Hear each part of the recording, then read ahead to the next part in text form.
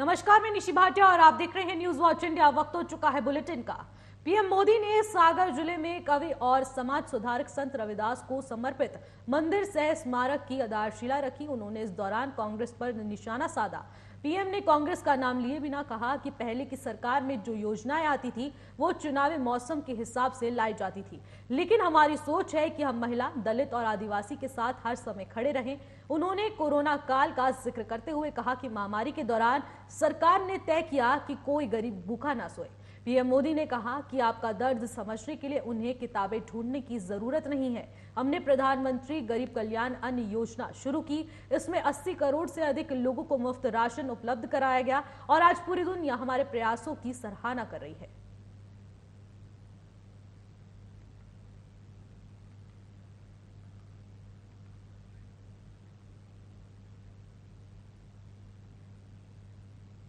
पूरी दुनिया की व्यवस्थाएं चरमरा गई, ठप पड़ गई।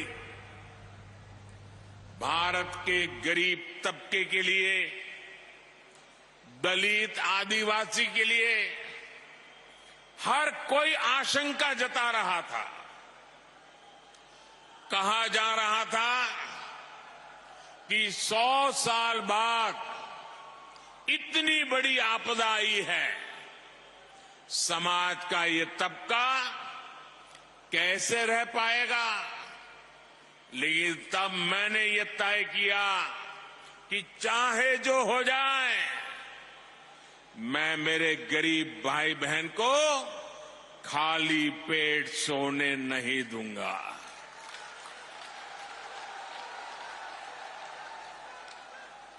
दोस्तों, मैं भली भांति जानता हूं कि भूखे रहने की तकलीफ क्या होती है। मैं जानता हूं कि गरीब का स्वाभिमान क्या होता है। मैं तो आपके ही परिवार का सदस्य हूं।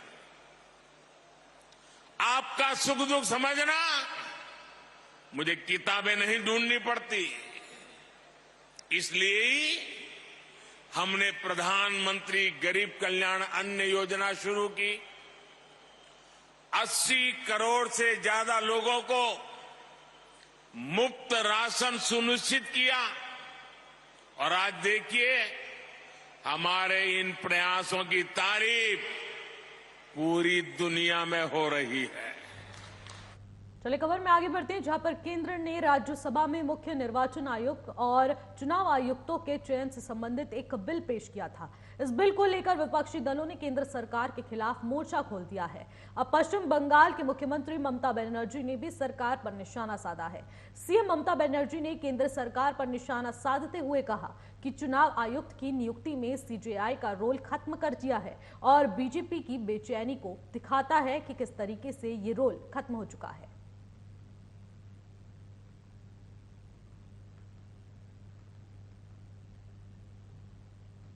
बीजेपी नेता रविशंकर प्रसाद ने राहुल गांधी के बयान पर पलटवार करते हुए कहा कि राहुल गांधी ने कहा था कि भारत माता की हत्या हो रही है।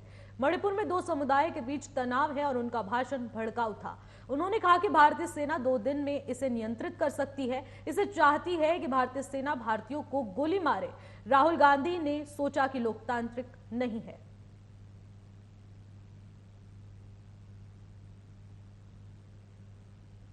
अधीर बाबू तो अधीर बाबू हैं। राहुल गांधी क्या बोले? क्या बोले राहुल गांधी कल? फिर कहा कि भारत माता की हत्या हो रही है। अभी 2 समुदायों के बीच तनाव है, बहुत तनाव है। आपका भाषण उकसाने वाला था 2 समुदायों के बीच में। मैं उनके आक्रामक शब्दों को रिपीट नहीं कर सकता। और क्या कहा? सेना 2 दिन में ठीक कर देगी। तो राहुल गांधी क्या अपेक्षा करते हैं? सेना गोली मारे भारतीयों को जहां तनाव है, या वहां सौहार्द फैलाए, वहां दिलों को जोड़ने की कोशिश की जाए। तनाव है, सच्चाई है, और आज से नहीं, उसके ऐतिहासिक कारण है, आप भी जानते हैं। और कांग्रेस के समय कितने लोग मारे गए, माननीय अमित शाह जी ने विस्तार से कह दिया। तो राहुल गांधी न देश समझते हैं, न देश की राजनीति समझते हैं। जैसे उनकी दादी जी ने बम फोड़ा ऐजॉल में, वैसे ही किया चाहते हैं करना। क्या वो नहीं होगा। ये लोकतांत्रिक देश है और राहुल गांधी की पूरी सोच में लोकतांत्रिक सोच है ही नहीं। गुजरात के कच्छ के कोटेश्वर में केंद्रीय गृह मंत्री अमित शाह ने बीएसएफ मोरिंग प्लेस की आधारशिला रखी है। इस मौके पर उन्होंने कहा कि बीएसएफ के पास पाकिस्तान और बांग्लादेश दोनों के साथ सीमा की रक्षा करने की जिम्मेदारी है। बीएसएफ की चुस्तता पाकिस्तान और बांग्लादेश दोनों सीमाओं के अनुरूप है और दोनों सीमाओं की सुरक्षा करने में सक्षम भी है। सभी सीएपीएफ और बीएसएफ ऐसी हैं जिसमें भारतीय थल सेना की तरह जल, थल और आकाश की सुरक्षा करने की विशेषता है।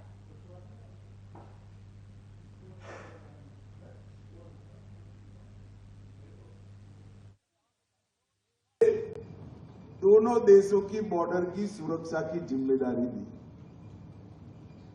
और जिसने भी यह निर्णय किया होगा बड़ा सोच समझकर निर्णय किया होगा, क्योंकि बीएसएफ की जो चुस्तता है वो पाकिस्तान और बांग्लादेश दोनों बॉर्डर के अनुरूप भी है और दोनों बॉर्डर की सुरक्षा करने के लिए सक्षम भी है। और सभी सीएपीएफ में अकेली बीएसएफ ऐसी है जिसके पास भूमि की सुरक्षा करने की भी विशेषज्ञता है, जल सीमा की सुरक्षा करने की भी विशेषज्ञता है और जिसकी एयर विंग भी है।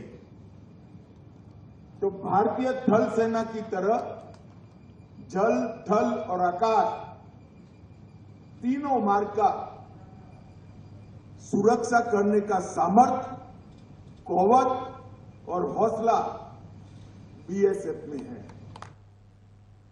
बिहार के डिप्टी सीएम तेजस्वी यादव ने पीएम मोदी पर निशाना साधते हुए कहा कि पीएम मोदी ने कहा उन्होंने दरभंगा में एम्स खुलवाने का काम किया है। ये सरासर झूठ है। मैंने पीएम से अपील करता हूं कि पहले इसके बारे में जानकारी ले और फिर बोले। आप इस देश के प्रधानमंत्री हैं और आपको झूठ बोलना शोभा नहीं देता। दरभंगा में कोई एम्स नहीं खोला गया है।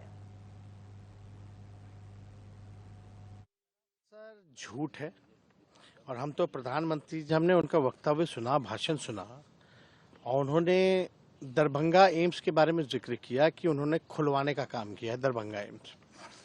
ये सरासर झूठ है और हम तो प्रधानमंत्री जी से आग्रह करते हैं कि कम से कम जानकारी ले करके कोई चीज़ बात क्या करें। आप इस देश के प्रधानमंत्री हैं और आपको झूठ जो है बोलना ये शोभा जो है नहीं देता है। और जिस तरीके का ये सफ़ेद झूठ है और आपको भी पता है कि दरभंगा में अभी तक कोई एम्स नहीं खुला है।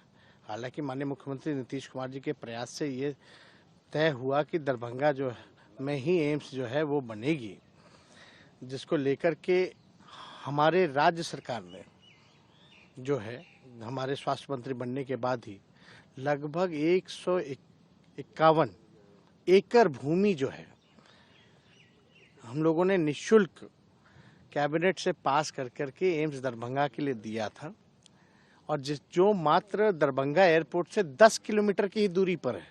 इतना बेहतरीन जगह हम लोगों ने चयनित करके प्रस्ताव दिया था, लेकिन बीजेपी के वहाँ के जो सांसद हैं दरभंगा के और एक केंद्र मंत्री हैं, उनके दबाव में जो है जब टीम आती है, टीम खुशी से वापस जाती है, सब कुछ तय हो जाता है, लेकिन इनके राजनीतिक दबाव से वो स्वीकृत जो ज़मीन जो हम लोगों ने दिया था प्रस्ताव 151 एकड़ भूमि का एम्स का, उसको ये लोग रद्द कर देते हैं।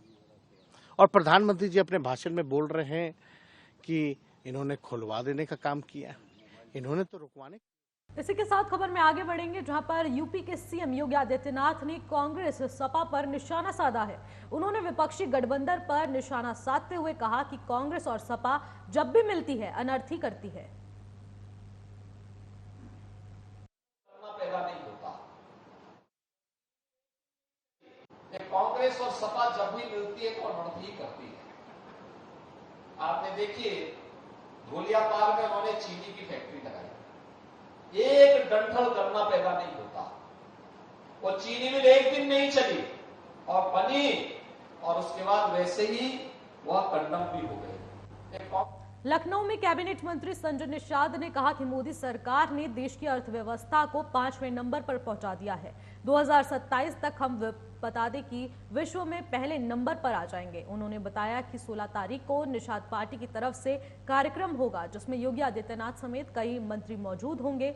2024 लोकसभा चुनाव पर बोलते हुए उन्होंने कहा कि चुनाव को लेकर हमारी पार्टी में मंथन हो रहा है और 2024 में एनडीए 330 पर जीत पाएगी।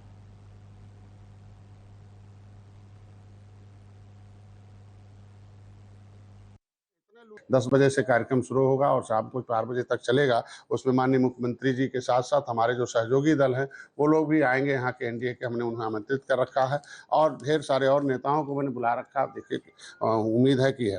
कल मैंने नड्डा साहब से मुलाकात किया, उनसे भी प्यार और स्नेह लिया था और दिल्ली में और वहाँ एक अवसर मिला था, मीडिया जो वर्कशॉप था गए थे और उन्होंने भी आशीर्वाद दिया कि नहीं आप जाइए। और निषाद राज के किले पर चूँकि भगवान राम और निषाद राज की जो 56 फुट की मूर्ति लगी है, निषाद राज का किला पर्यटक स्थल घोषित है। 20 करोड़ 29 लाख रुपए जो निषाद राज का ऑडिटोरियम, उसे धन्यवाद देना था और माननीय प्रधानमंत्री जी को आमंत्रित करना था, गृह मंत्री को, कि आप वहाँ उनका, चूँकि माननीय गृह मंत्री ने घोषणा की थी, उत्तर प्रदेश सरकार ने उसे बनवाई हमारे पर्यटक विभाग ने, तो उसके आमंत्रण के लिए दिया था कि वहाँ किसी भी महीने में जो हमारा है उसको उद्घाटन करें और पूरे देश में जो हमारा जो मान सम्मान स्वाभिमान है उसे वापस लाकर फिर से हम जो हमारा इतिहास है उसे फिर से धरातल पर जो हमारी विरासत है उसे सही करें। चलिए खबर में आगे बढ़ते हैं, जहां पर कानपुर देहात में एक बार फिर न्यूज वॉच इंडिया की खबर का असर हुआ है। विखानपुर गांव में बने आंगनवाड़ी केंद्र में बने सरकारी शिक्षण संस्थान के जर्जर भवन की खबर न्यूज वॉच इंडिया ने प्रमुखता से दिखाई। खबर का जिलाधिकारी ने संज्ञान लिया, जिसके बाद जर्जर भवन के ध्वस्तीकरण का काम शुरू हो गया। प्रशासन का कहना है कि जल्द ही निर्माण कार्य भी शुरू कर दिया जाएगा। आपको बता दें, न्यूज वॉच इंडिया की खबर का बहुत प्रमुखता से संज्ञान लेते हुए अब जल्द से जल्द इस भवन का ध्वस्तीकरण किया जाएगा और इसके बाद जल्द ही निर्माण कार्य भी शुरू कर दिया जाएगा। न्यूज वॉच इंडिया लगातार ऐसी खबरों को प्रमुखता से दिखाता है और उसके बाद इस खबर का असर हुआ है। आप तस्वीरों के माध्यम से देख सकते हैं कि यह भवन काफी समय से जर्जर अवस्था में था, जिसके बाद न्यूज वॉच इंडिया ने इस खबर को चलाया, जिसके बाद इस खबर को प्रमुखता से लेते हुए इस पर एक्शन लिया गया और अब इस भवन का ध्वस्तीकरण का कार्य शुरू हो चुका है और जल्द ही निर्माण कार्य भी शुरू कर दिया जाएगा। जिलाधिकारी ने इस खबर का संज्ञान लिया है, जिसके बाद जिलाधिकारी ने सभी को दिशा निर्देश भी दे दिए हैं।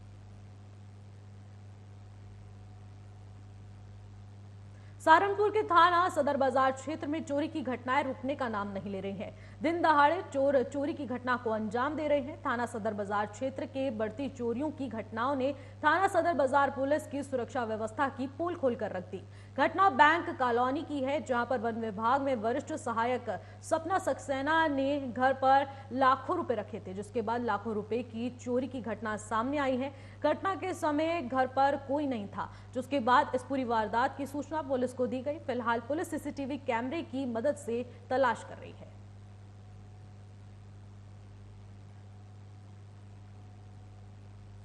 उत्तर प्रदेश के मुजफ्फरनगर जिले का एक वीडियो इन दिनों सोशल मीडिया पर तेजी से वायरल हो रहा है, जिसमें टोल प्लाजा कर्मी गुंडागर्दी करते हुए नजर आ रहे हैं। दरअसल वीडियो में कुछ टोल कर्मी एक कार सवार व्यक्ति की पिटाई करते हुए नजर आ रहे हैं। वहीं सीसीटीवी फुटेज में कार सवार व्यक्ति किसी तरह टोल कर्मियों में चुंगल से कार लेकर भागता है और उसके बाद इन तस्वीरों में कैद हो जाता है। वायरल वीडियो का संज्ञान लेते हुए पुलिस ने इस मामले में तुरंत कार्रवाई करते हुए 3 टोल कर्मियों को गिरफ्तार करने की कार्रवाई की है।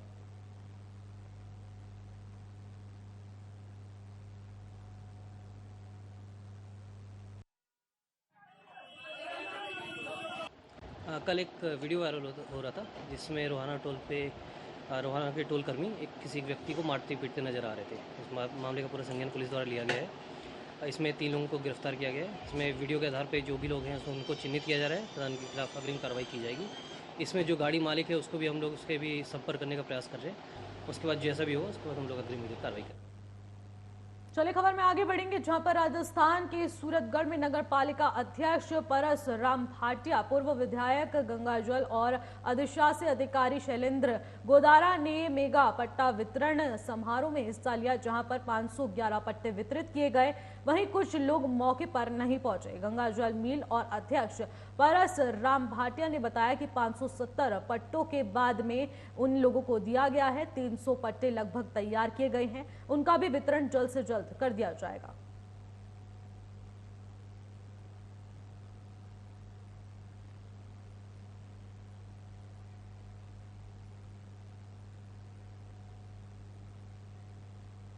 सूरतगढ़ के कस्बा गंगोहा में नगर पालिका की ओर से कराए जा रहे नाला निर्माण के कार्य के दौरान एक बड़ा दर्दनाक हादसा हुआ है, जिसकी वजह से जेसीबी द्वारा अधिक खुदाई किए जाने के कारण बराबर से स्थिति मकान बता दें कि धराशायी हो गया, जिसमें एक मजदूर की दर्दनाक मौत हो गई, जबकि आधा दर्जन लोग गंभीर रूप से घायल हो गए। घायलों में से कुछ लोगों की हालत गंभीर होने के कारण उन्हें जिला अस्पताल में रेफर कर दिया गया है। तस्वीरों के माध्यम से आप देख पा रहे हैं कि सहारनपुर यूपी का ये मामला सामने आया, जहां पर हादसे में आधे से ज्यादा दर्जन लोग घायल हो चुके हैं। नाला निर्माण के दौरान ये बड़ा हादसा हुआ, जहां पर जेसीबी से यहां पर खुदाई जारी थी। मकान धराशायी होने के बावजूद आपको बता दें यहां पर कई लोगों की मौत हो गई। हादसे में आधा दर्जन से ज्यादा लोग घायल हो चुके हैं। जेसीबी जब खुदाई कर रहा था तो मकान भी धराशायी हो गया, जिसकी चपेट में आने से आधा से ज्यादा दर्जन लोग वहां पर घायल हो गए हैं और उसके बाद सभी को निजी अस्पताल में रेफर कर दिया गया है।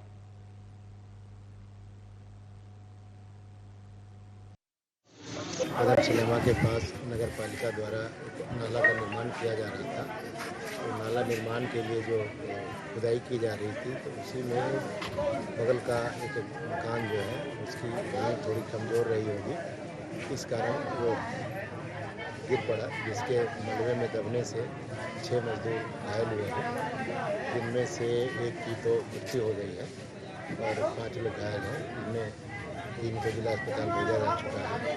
2 का ट्रीटमेंट यहाँ पे गंगो से किया जा रहा है।